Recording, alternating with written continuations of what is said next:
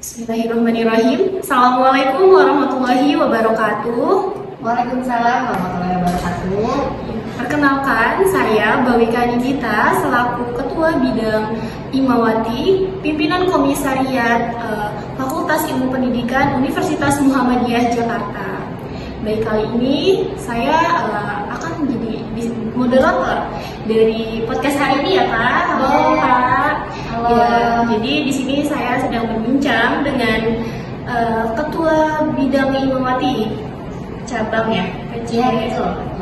Ya, pimpinan cabang Cirende yaitu Ainda Rida Priyadi Nasution. Selamat datang Kak. Terima kasih Mbak Wika. Gimana kabarnya Kak? Alhamdulillah baik. Mbak Wika gimana? Sehat? Alhamdulillah, semangat. Baik, kita santai-santai Oh, aja masih ya, Kak. muda yang masih semangat-semangatnya Ya, ya? harus kita sebagai muda-mudi kita harus semangat beredar gitu ya, harus berpower terus pokoknya. Ya, lagi siang-siang gini harus tetap semangat ya, gitu. Baik, kan saya melihat Karida ini sebagai ketua bidang yang juga sama dengan saya, yaitu bidang Imawati ya Kak ya, apalagi sudah tingkatannya sudah di cabang gitu. Saya melihat luar biasa di tengah-tengah kesibukannya Karida juga masih terus melanjutkan atau meneruskan organisasi sampai di tingkat cabang Cirende. Itu Masya Allah banget Kak, luar biasa. Jadi saya melihatnya itu sebagai sosok perempuan yang wah independent woman nih. Waduh, Masya Allah ya teman-teman nih. Sebenarnya sudah aja.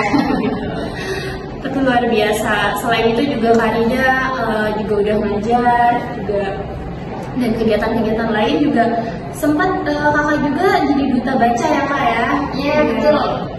Luar biasa. Nah, gimana sih Kak tipsnya untuk sebagai kita Imawati gitu ya, sebagai perempuan muda-mudi yang bersemangat gitu untuk terus mau upgrade diri, mengembangkan diri kita ya, mengasah skill juga gitu, Meningkatkan value lah ya. Ya betul, meningkatkan value kita sebagai perempuan atau Imawati gitu. Iya.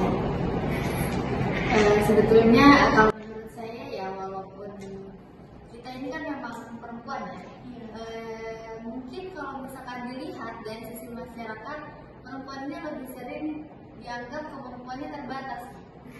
Nah, mungkin dengan apa yang saya lakukan hari ini, gitu, itu adalah salah satu contoh atau salah satu tindakan bahwa meskipun kita perempuan, jangan terlalu membatasi diri dengan mengedepankan sisi feminisme kita. Gitu. Mungkin karena saya perempuan, ya saya meningkatkan value diri saya, mengupgrade diri saya, itu sebetulnya untuk mematahkan stigma-stigma masyarakat yang ada. Gitu. Karena seperti yang diketahui, mungkin Mbak Wika juga tahu lah ya, gitu kan, apa sih perempuan tuh nggak boleh loh seperti itu. Ya betul. Ya, nah ada juga yang berpendapat bahwa perempuan ini tidak layak untuk menjadi pemimpin. Mungkin kita bisa lihat nih dari pandangan masyarakat sekitar atau mungkin di rumahnya Mbak Wika masih banyak banget lingkungan-lingkungan yang mengedepankan kesetaraan gender itu masih minim gitu. Jadi lebih layaknya, oh ini kayaknya yang bagus tuh melakukan ini laki-laki. Iya, betul. Perempuan dilayak, perempuan tidak layak untuk menjadi pemimpin. Kenapa? Karena memang sebetulnya yang akan menunjukkan kita layak atau tidak layak itu di dalam, ya maksudnya nggak di pabrik gitu. Karena kadang kita sesama perempuan kurang saling support. Ya, woman support woman katanya begitu. Tapi perempuan juga yang masih menjadi pelaku ya, pelaku sendiri yang kadang-kadang mematahkan istilahnya, mematahkan kita untuk bertahan. Iya betul.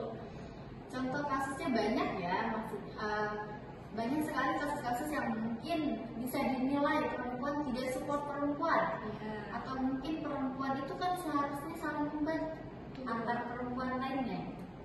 Kenapa saya bilang seperti itu? Karena untuk menjadi perempuan mandiri itu tidak bisa jika kita hanya mengandalkan diri kita sendiri. Sebetulnya bisa, tapi akan sulit. Kenapa saya bilang sulit? Karena memang stigma masyarakat itu masih sangat kental. Belum lagi budaya-budaya yang ada jadi menghalangi atau membatasi. Nah, benar banget. Berarti kan kita perlu support dari teman sesama perempuan dong. Ya. Nah, kenapa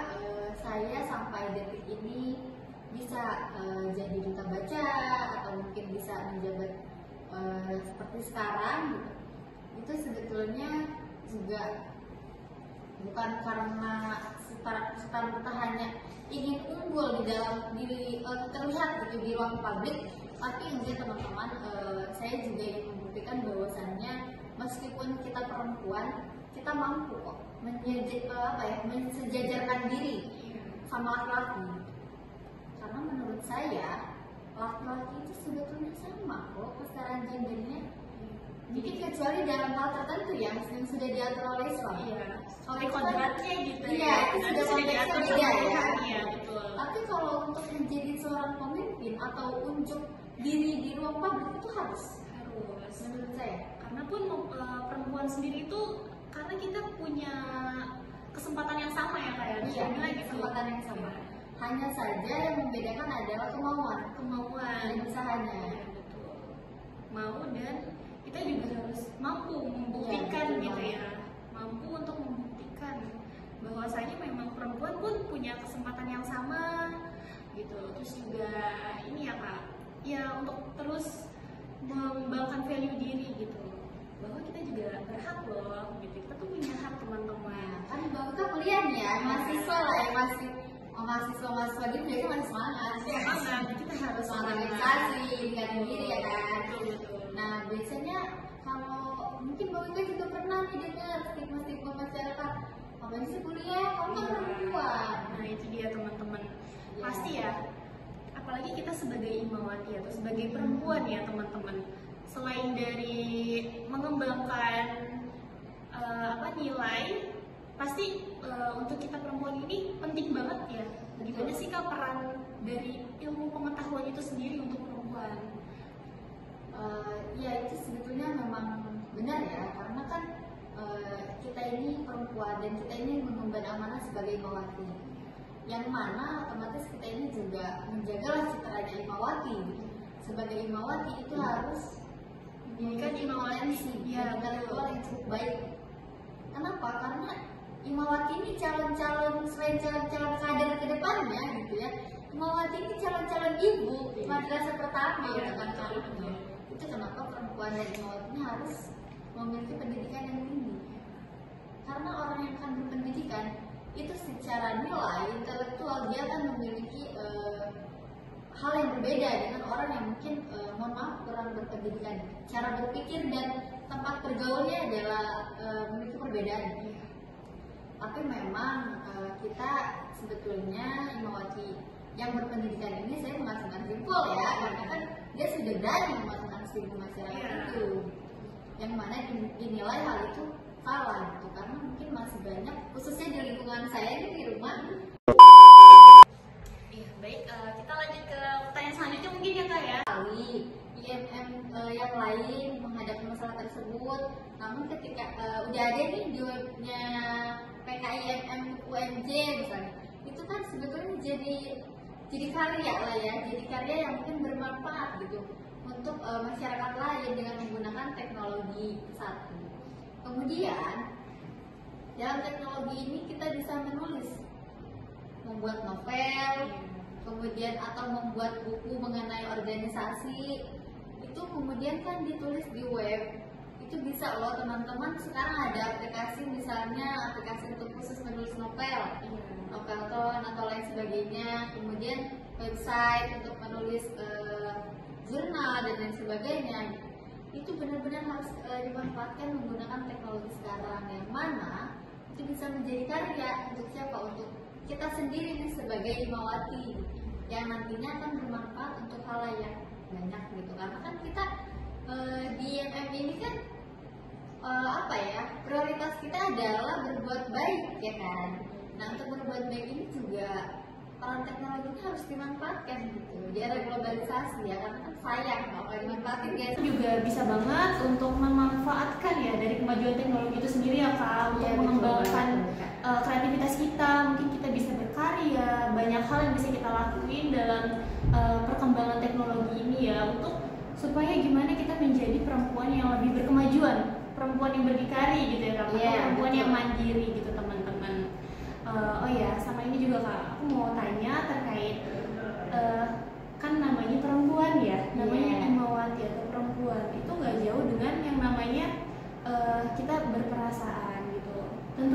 untuk sebagai perempuan yang tangguh, perempuan yang kuat gitu, perempuan yang berkemajuan, cerdas secara ilmu dan juga wawasan, pasti kita perlu adanya keseimbangan ya, keseimbangan emosional gitu salah satunya. Gimana sih Kak supaya kita tuh jadi perempuan atau imawati yang bisa lebih logis gitu dalam hal mengelola pikiran misalnya gitu kan. Jadi supaya kita gak usah lagi tuh ada yang namanya ragu-ragu atau bimbang gitu ketika ada mendengar stigma-stigma atau cibiran dari masyarakat luar gitu kan, dari masyarakat luar yang memang masih menganggap kita atau memandang kita itu tidak sesuai gitu, karena kita itu kebanyakan ada yang bilang perempuan itu di dapur aja katanya gitu, untuk apa sekolah tinggi-tinggi gitu, supaya kita jadi lebih percaya diri gitu kan, lebih memalah perasaan atau supaya kita bisa lebih logis gitu kayak gimana. Sebenarnya kita memang dalam hidup ini perlu keseimbangan lah biar relate sih lah ya. Kita kan baik dalam kehidupan pribadi ataupun mungkin pekerjaan atau ruang publik lainnya lah ya. Sebenarnya teman-teman ini tuh hal yang memang harus gitu dilakukan gitu. Caranya gimana sih supaya kita bisa menyeimbangkan kehidupan di ranah pribadi dengan ranah publik, atau mungkin lebih sering disebutnya work life balance ya, keseimbangan dalam dunia kerja itu juga biasanya ada ini. Nah tapi kalau dalam Imawati ini sebetulnya gini, kita ini sebagai Imawati biasanya terburu karena waktu. Kenapa itu Kak? Karena gini teman-teman, kita kan Imawati ya, Iya. yang mana Imawati ini dikenal sebagai perempuannya IFM. Iya. Nah, sedangkan perempuan itu biasanya terburu-buru karena waktu. Kenapa saya bilang seperti itu? Karena contoh, kita ini dituntut untuk banyak melakukan hal seperti domestik di rumah misalnya, memasak, menjaga atau mengurus anak kalau memang sudah berumah tangga ya, kemudian mengurus suami misalnya.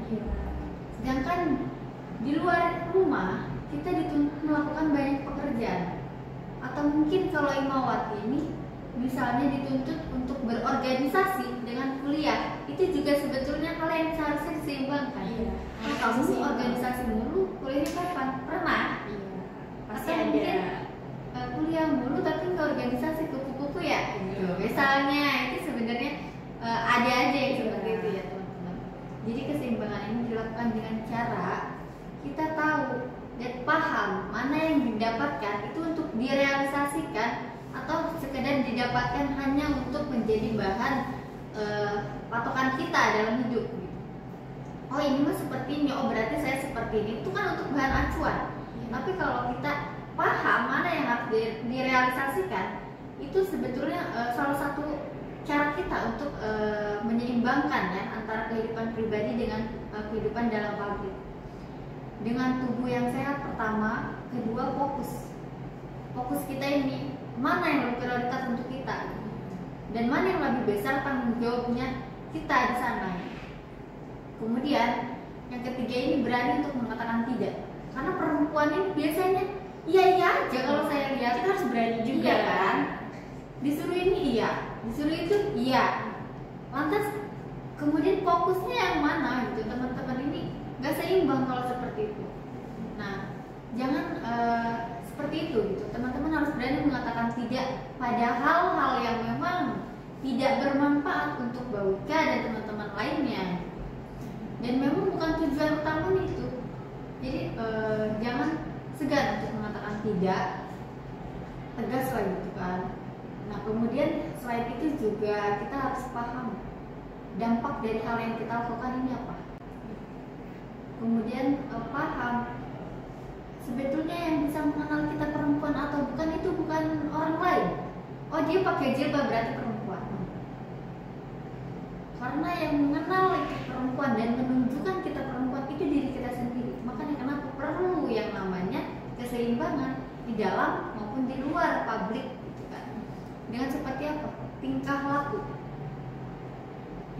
kita, feminisme ya. iya, apa yang kita perbuat itu harus gitu, karena perempuan ini menjadi sorotan. Iya. Lebih juga atas dasar dimana kita mau memilih itu kan kita harus logis ya kayak. Iya. Setelah kita berpikir logis berarti kita yang menentukan arah, kita tahu mau kemana sebagai perempuan gitu. Dan juga harus berani, istilahnya yang seperti tadi itu kita mungkin orang-orang melihat kita berbeda gitu ya, kita buktikan gitu, kita realisasikan bahwa kita ini Imawati yang tidak sama dengan perempuan-perempuan yang biasa-biasa aja mungkin gitu ya Kak. Itulah pentingnya kita kenapa perlu yang namanya berpikir logis ya, harus dari juga wawasan yang luas gitu, jadi sehingga membuat kita berpikir oh iya inilah pilihan kita yang tepat itu sebagai perempuan atau Imawati yang harus terus mengasah skill kemampuan kita, terus juga kita fokus dengan apa yang jadi tujuan kita gitu ya, jadi tidak mudah terbawa perasaan, istilahnya kalau kata orang sekarang baper gitu ya. Jadi poinnya memang paham dulu sama Iya. apa yang harus kita dapatkan dan direalisasikan ini apa. Jadi kita bisa menyeimbangkan, bisa membentuk diri kita. Oh, kalau di depan publik saya seperti ini, oh kalau dalam kehidupan pribadi saya seperti ini. Itu juga salah satu membuat, sebenarnya ya tantangan terbesar dalam perempuan ini membuat keputusan.